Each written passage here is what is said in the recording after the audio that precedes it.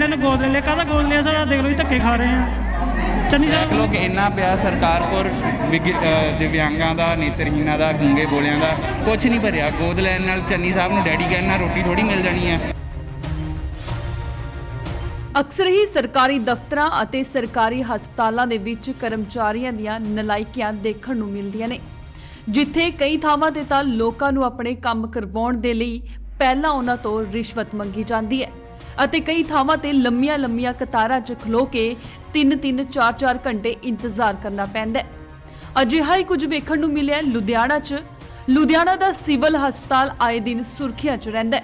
ਜੇ ਗੱਲ ਕੀਤੀ ਜਾਵੇ ਤਾਂ ਐਨਜੀਓ ਦੇ 3 ਨੌਜਵਾਨ ਜਿਨ੍ਹਾਂ ਨੂੰ ਅੱਖਾਂ ਤੋਂ ਦਿਖਦਾ ਵੀ ਨਹੀਂ, ਨੌਜਵਾਨ ਦੀ ਨੌਕਰੀ ਲੱਗਣ ਤੋਂ ਬਾਅਦ ਸਿਵਲ ਹਸਪਤਾਲ ਮੈਡੀਕਲ ਕਰਵਾਉਣ ਪਹੁੰਚੇ ਤਾਂ ਉਹਨਾਂ ਨੂੰ ਵੀ ਲਾਈਨਾਂ ਵਿੱਚ ਲੱਗ ਕੇ ਤਕਰੀਬਨ 2 ਤੋਂ 3 ਘੰਟੇ ਵੇਟ ਕਰਨੀ ਪਈ। ਜਦੋਂ ਉਹਨਾਂ ਨਾਲ ਗੱਲਬਾਤ ਕੀਤੀ ਤਾਂ ਉਹਨਾਂ ਸਟਾਫ ਦੀ ਨਲਾਇਕੀ ਤੇ ਸਵਾਲ ਚੁੱਕੇ। ਬਾਕੀ ਕੀ ਕਹਿਣਾ ਸੀ ਅੱਖਾਂ ਤੋਂ ਅੰਨੇ ਨੌਜਵਾਨਾਂ ਦਾ, ਤੁਸੀਂ ਉਹਨਾਂ ਦੀ ਜ਼ੁਬਾਨੀ ਹੀ ਸੁਣ ਲਵੋ। ਕੀ ਨਾਮ ਹੈ ਤੁਹਾਡਾ? ਮੇਰਾ ਕੁਲਵਿੰਦਰ ਸਿੰਘ ਹੈ। ਇੱਥੇ ਇਹ ਮੇਰਾ ਛੋਟਾ ਭਰਾ ਹੈ ਤੇ ਇਹ ਸਾਡੇ ਐਨਜੀਓ ਦੇ ਵਿੱਚ ਬੱਚਾ ਪੜ੍ਹਦਾ ਹੈ। ਇਹਦੇ ਕੋਲ 31 ਸਾਲ ਉਮਰ ਹੋ ਗਈ ਹੈ, ਜੋਬ ਹੋਣ ਲੱਗੀ ਹੈ, ਮਾਂ-ਬਾਪ ਹੈ ਨਹੀਂਗੇ। ਸੰਸਥਾਵਾਂ ਦੇ ਉਹਦੇ ਤੇ ਸਿਰ ਤੇ ਹੀ ਚੱਲ ਰਿਹਾ ਇਹਨਾਂ ਦੀ ਜ਼ਿੰਦਗੀ। ਹੁਣ ਜੋਬ ਲੱਗੀ ਆ, ਹੁਣ ਹਸਪਤਾਲਾਂ 'ਚ ਮੈਡੀਕਲ ਵਾਸਤੇ ਧੱਕੇ ਖਾਣੇ ਪੈ ਰਹੇ ਆ। ਪ੍ਰੋਬਲਮ ਇਹ ਕਦੋਂ ਪ੍ਰੋਬਲਮ? ਹਾਂਜੀ, ਇਹ ਦੋਨੋਂ ਭਰਾ ਬਲਾਈਂਡ ਨੇ। ਅੱਛਾ ਜੀ। ਇਹ ਦੋਨੋਂ ਬਲਾਈਂਡ ਨੇ, ਮੈਂ ਖੁਦ ਬਲਾਈਂਡ ਆ। ਤੇ ਕੱਲ ਮੈਡੀਕਲ ਵਾਸਤੇ ਆਏ ਸੀਗੇ। ਕੱਲ HIV ਦਾ ਹੋ ਗਿਆ, ਸਾਰਾ ਹੋ ਗਿਆ। ਨੱਕ ਕੰਨ ਵਾਲਾ ਕੱਲ ਵੀ ਨਹੀਂ ਸੀ ਆਇਆ। ਅੱਜ ਇੱਥੇ ਅੱਖਾਂ ਵਾਲਿਆਂ ਕੋਲ ਧੱਕੇ ਖਾ ਰਹੇ ਆ।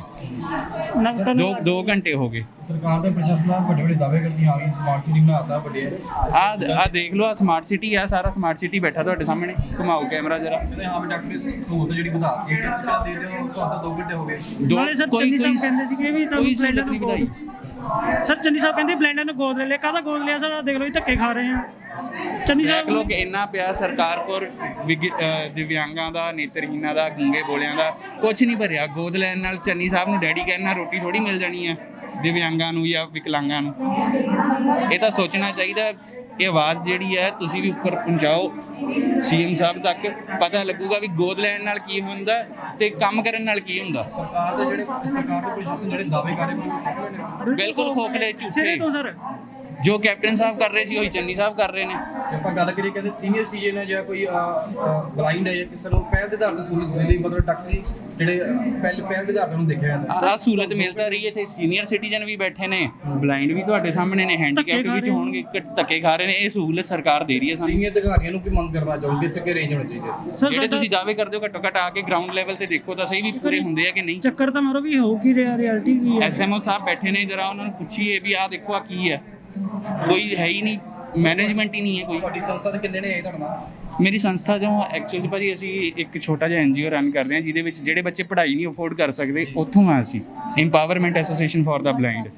ਤੇ ਇਹ 2 ਭਰਾ ਸਾਡੇ ਕੋਲ ਉੱਥੇ ਰਹਿੰਦੇ ਨੇ। ਇਹਦਾ ਬ੍ਰਦਰ ਛੋਟਾ ਨਹੀਂ ਆਇਆ, ਇਹਦੀ ਜੌਬ ਲੱਗੀ ਹੈ। ਇਹਦਾ ਮੈਡੀਕਲ ਕਰਾਉਣ ਵਾਸਤੇ ਮੈਂ ਖੁਦ ਲੈ ਕੇ ਆਇਆ ਇਹਨੂੰ। ਤੇ ਮੇਰਾ ਰੀਅਲ ਬ੍ਰਦਰ ਹੈ ਛੋਟਾ। 3 ਜਣੇ? ਹਾਂਜੀ 3 ਜਣੇ ਆਏ। ਹਾਂਜੀ ਬਲਾਈਂਡ ਆ 3। ਮੇਰੀ ਆਪਣੀ ਫੈਮਿਲੀ ਦੇ ਵਿੱਚ ਅਸੀਂ 5 ਬੰਦੇ ਬਲਾਈਂਡ ਆ। ਉੱਥੇ ਹੀ ਦੂਜੇ ਪਾਸੇ ਮਨਜੀਤ ਸਿੰਘ ਨਾਮਕ ਵਿਅਕਤੀ ਜੋ ਕਿ ਆਪਣੀ ਮਾਤਾ ਨੂੰ, ਜੋ ਕਿ ਤੁਰ ਫਿਰ ਵੀ ਨਹੀਂ ਸਕਦੀ, ਵੀਲਚੇਅਰ ਤੇ ਆਪਣੀ ਮਾਤਾ ਨੂੰ ਲੈ ਕੇ ਪਹੁੰਚਿਆ। ਪਰ ਉਹਨਾਂ ਦਾ ਕਹਿਣਾ ਸੀ ਕਿ ਸਵੇਰ ਦੇ 9 ਵਜੇ ਦੇ ਅਸੀਂ ਹਸਪੀਟਲ ਆ, 11 ਵਜੇ ਤੱਕ ਵੀ ਵਾਰੀ ਨਹੀਂ ਆਈ। 5 ਮਿੰਟ ਬੈਠਣ ਦੀ ਵੀ ਦਿੱਕਤ ਆ ਰਹੀ ਸੀ। ਸਰ ਕੀ ਨਾਮ ਤੁਹਾਡਾ? ਮਨਜੀਤ ਸਿੰਘ।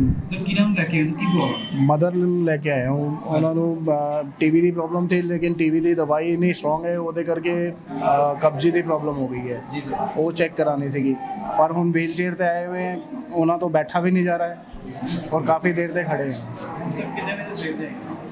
9 ਵਜੇ ਦੇ। ਸਰ ਜੇ ਆਪਾਂ ਗੱਲ ਕਰੀਏ 11 ਵਜੇ ਨੇ, 2 ਘੰਟੇ ਹੋਏ ਖੜੇ। ਹਾਂਜੀ। ਪ੍ਰਸ਼ਾਸਨ ਆ, ਸਰਕਾਰ ਆ, ਵੱਡੇ ਦਾਅਵੇ ਕਰਦਾ ਹੈ ਕਿ ਮਤਲਬ ਜਿਹੜੀ ਮੈਡੀਕਲ ਫੈਸਿਲਿਟੀ ਵਧਾ ਦਿੱਤੀ ਗਈ। ਜਿਹੜੇ ਬਜ਼ੁਰਗ ਨੇ, ਸੀਨੀਅਰ ਸਿਟੀਜ਼ਨ ਨੇ ਜਾਂ ਵੀਲ ਚੇਅਰ ਤੇ ਨੇ ਜਾਂ ਬਲਾਈਂਡ ਨੇ, ਬਲਾਈਂਡ ਉੱਤੇ ਖੜੇ, ਉਹਨਾਂ ਦੀ 2 ਘੰਟੇ ਵਾਰੀ ਨਹੀਂ ਹੈ। ਇਸ ਤਰੀਕੇ ਨਾਲ ਦੇਖ ਲਓ ਸਰਕਾਰ ਜਿਹੜੇ ਬਾਹਰ ਦੇ ਕੋਲ ਹੁੰਦੇ ਆ ਪ੍ਰਸ਼ਾਸਨ। ਫੈਸਿਲਿਟੀ ਸਰਕਾਰ ਤਾਂ ਦਿੰਦੀ ਹੈ, ਪਰ ਜਿਹੜੇ ਮੁਲਾਜ਼ਮ ਲੱਗੇ ਹੋਏ ਉਹ ਫੈਸਿਲਿਟੀ ਦੇ ਹਿਸਾਬ ਨਾਲ ਕੰਮ ਨਹੀਂ ਕਰਦੇ ਸਿਸਟਮ ਨਾਲ।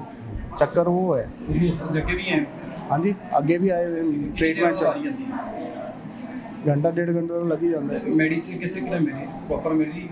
मेडिसिन तो टीवी दी है, वो तो मिलती है टीवी दी तो बाकी ਜਿਹੜੀ ਆਮ ਦਵਾਈ ਹੈ ਉਹ ਬਾਹਰੋਂ ਪਰਚੇਸ ਕਰਨੀ ਪੈਂਦੀ ਹੈ। ਸਰ ਜੇ ਆਪਾਂ ਗੱਲ ਕਰੀਏ ਸਰਕਾਰ ਨੂੰ ਕੀ ਕਹਿਣਾ ਚਾਹੋਗੇ, ਪ੍ਰਸ਼ਾਸਨ ਨੂੰ ਕਹਿਣਾ ਚਾਹੋਗੇ ਤਾਂ ਕਿ ਜਿਹੜੇ ਵੀਲਚੇਅਰ ਦੇ ਉਹਨਾਂ ਨੂੰ ਪ੍ਰੋਬਲਮ ਆ ਰਹੀ ਹੈ ਤਾਂ ਕਿ ਉਹਨਾਂ ਨੂੰ ਪਹਿਲ ਦੇ ਆਧਾਰ ਤੇ ਦੇਖਿਆ ਜਾਵੇ। कहना तो वही है, सुझाव वही है उन्होंने कि ਜਿਹੜਾ सिस्टम लागू कर दे वो इंप्लीमेंट हो रहा है वो भी चेक करो। सिस्टम ऑन पेपर तो लागू हो जाता है पर ਜਿਹੜੇ ਵਰਕਰ ਮੁਲਾਜ਼ਮ ਜਿਹੜੇ ਲੱਗੇ हैं वो ਉਹਨਾਂ ਨੂੰ ਫੋਲੋ ਤਾਂ ਕਰਦੇ ਨਹੀਂ ਹੈ, ਉਹ ਤਾਂ ਆਪਣੇ ਰੂਲ ਚਲਾਉਂਦੇ हैं। ਸਿਵਲ ਹਸਪਤਾਲ ਦੀ ਨਲਾਇਕੀ ਆਏ ਦਿਨ ਹੀ ਸਾਹਮਣੇ ਆਉਂਦੀ ਰਹਿੰਦੀ ਹੈ। ਕਦੇ ਡਾਕਟਰ ਸਮੇਂ ਸਿਰ ਨਹੀਂ ਪਹੁੰਚਦੇ ਤਾਂ ਕਦੇ ਮਰੀਜ਼ ਲਾਈਨਾਂ ਵਿੱਚ ਖੜ ਕੇ ਬਿਨਾਂ ਦਵਾਈ ਲਏ ਵਾਪਿਸ ਮੁੜ ਜਾਂਦੇ ਨੇ। ਹੁਣ ਦੇਖਣਾ ਇਹ ਹੋਵੇਗਾ ਕਿ ਕਦੋਂ ਤੱਕ ਸਰਕਾਰ ਵੱਲੋਂ ਮਰੀਜ਼ਾਂ ਦੇ ਇਸ ਮਸਲੇ ਨੂੰ ਹੱਲ ਕੀਤਾ ਜਾਵੇਗਾ ਜਾਂ ਫਿਰ ਮਰੀਜ਼ ਇਦਾਂ ਹੀ ਪਰੇਸ਼ਾਨ ਹੁੰਦੇ ਰਹਿਣਗੇ। ਲੁਧਿਆਣਾ ਤੋਂ ਪ੍ਰਦੀਪ ਭੰਡਾਰੀ, ਇੰਡੋਜ਼ ਟੀਵੀ, ਆਸਟ੍ਰੇਲੀਆ।